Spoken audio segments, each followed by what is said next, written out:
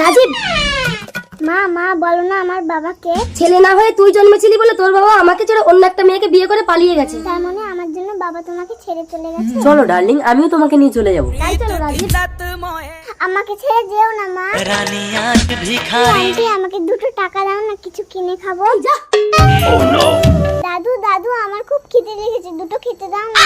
এত সুন্দর একটা কচি মেয়ে ভিক্ষে করছে, আমার বউ মারা গেছে, তুমি আমাকে বিয়ে করবে? সব সময় ভালো মন্দ খেতে দেবো। হ্যাঁ বিয়ে করবো দাদু, জল খাও। ভাগ্যের নিষ্ঠুর পরিহাসে বিয়ের আগেই বুড়ো মারা গেল। এবার তোমাকে বুড়ো স্বামী চিতায় তুলে আমরা সতীদাহ করবো।